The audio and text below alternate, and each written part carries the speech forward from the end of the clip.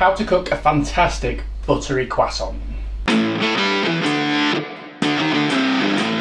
Hello again everybody, my name is James Howe and this is Chef at Home. I aim to give you inspiration to have better food in your own home. In today's video we're looking at another of my fave 5 recipes. So let's crack on and have a look. Okay, so we're going to start with the basic croissant dough. I'm going to use a mixer today just because it's that little bit easier, but it really doesn't take that much longer when you're doing it by hand. So just grab this, and first thing, 500 grams of strong white flour. Then into there, got about 50 grams of sugar. In a separate container, I've got 300 ml of cold water, and into that, 2 sachets, which is 14 grams of dried yeast. Now just give that a little mix up. Then for the KitchenAid, attach a dough hook, and we're just going to slowly combine this yeast mix into the flour.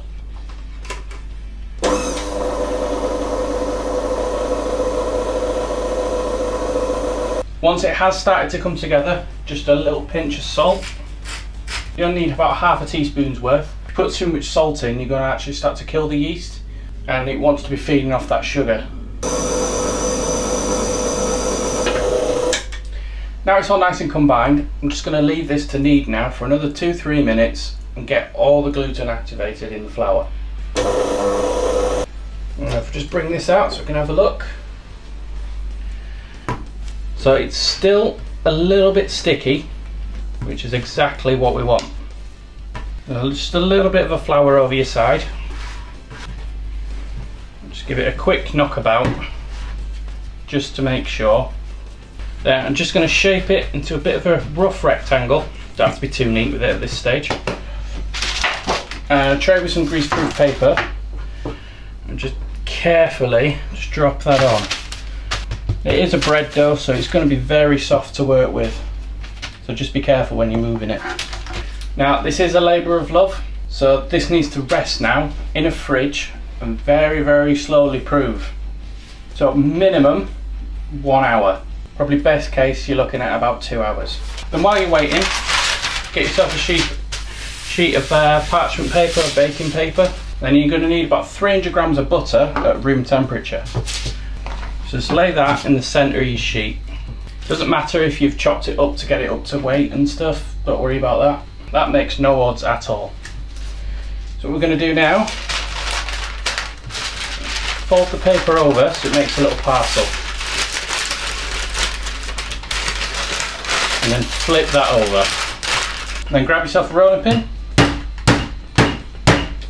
batter the butter down a bit, and then just give it a roll. Now because of how this paper has been folded, it's going to fill that shape out and end up coming up to like a fairly even square as the end result. Now from here, this can go back into the fridge to firm up while the dough's doing its thing. So after the 2 hours, just gently pick this up. The dough has slightly puffed up a bit, firmed up a little bit in the fridge. And what we're going to do is flour the side, flour the pin a little bit, and we're just going to gently roll that out so it's a square a little bit bigger than what we rolled the butter out to, which looks about year big. One more for good luck. So unwrap your butter, then place that in the centre of the dough, but where each corner of the butter is meeting a straight side of the pastry. So you've got like a square and then a diamond in the middle. From there, just stretch your corners out a little bit so they're a little bit more deliberate, and fold them over so that they meet in the middle. So we created like a little envelope. Then lift that ever so carefully back onto your tray, and that's going to go back into the fridge for another hour. Alright, now so I'm going to tip this out. Again, having that time in the fridge, it's puffed up a little bit and the butter inside is firmed up as well. Floured rolling pin, and we're just going to roll this out nice and gently.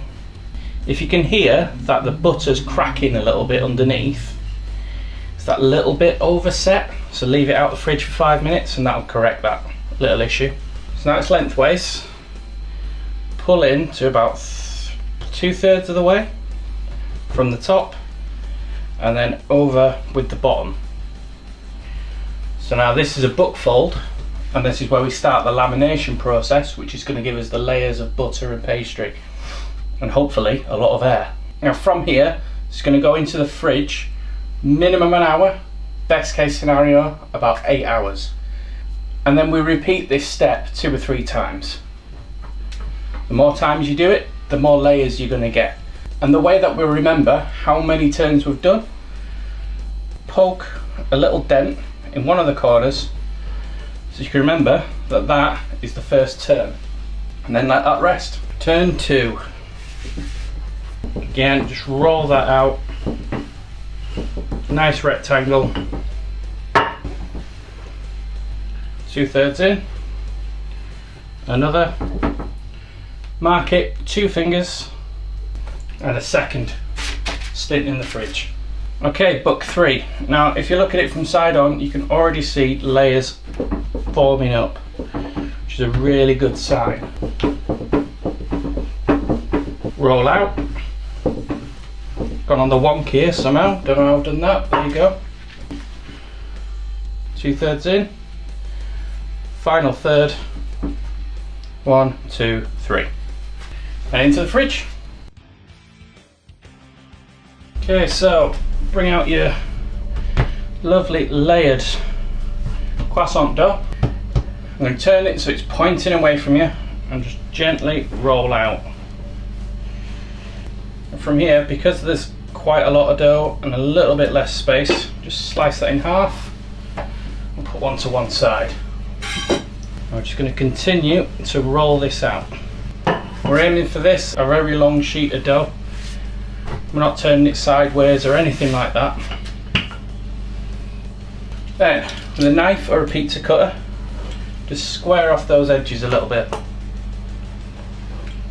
Now, from here it really depends how big you want these to be. So I'll do some little ones with that bit, and I'll do some bigger ones with this. Now we've straightened off the edges, we're going to be cutting triangles, long thin triangles, out of the dough. Sure there's a mathematical name for these. Is it isosceles? I don't know. Used to skip that class. Sorry mum. If you don't have a pizza cutter, you can use a knife just the same. Does the same job. Then take one triangle and just give it a little cut at the bottom so it's got little legs. That's just going to help it cook in the middle evenly.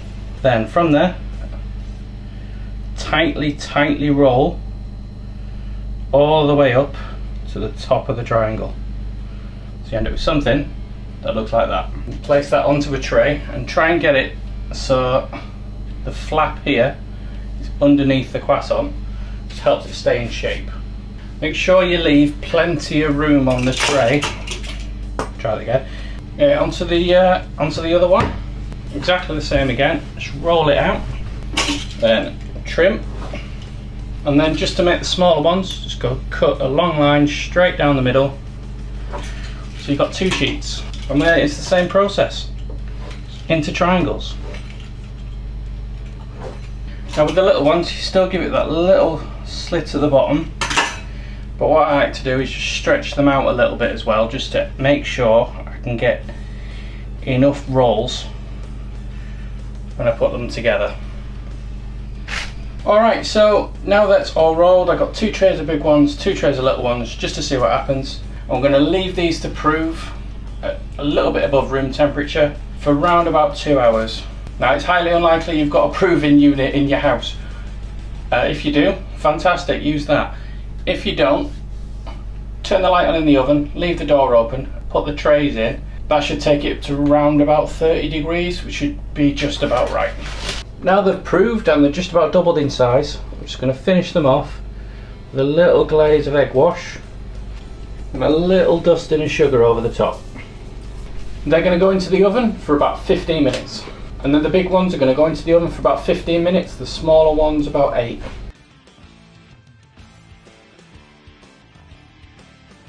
Well, there we are guys, croissants out the oven. This kitchen smells bloody amazing. and these croissants are absolutely fantastic.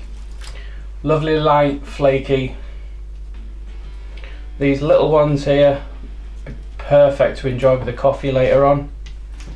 But for now, it's breakfast time. But before I dive in, thank you very much for watching, and I'll see you next time.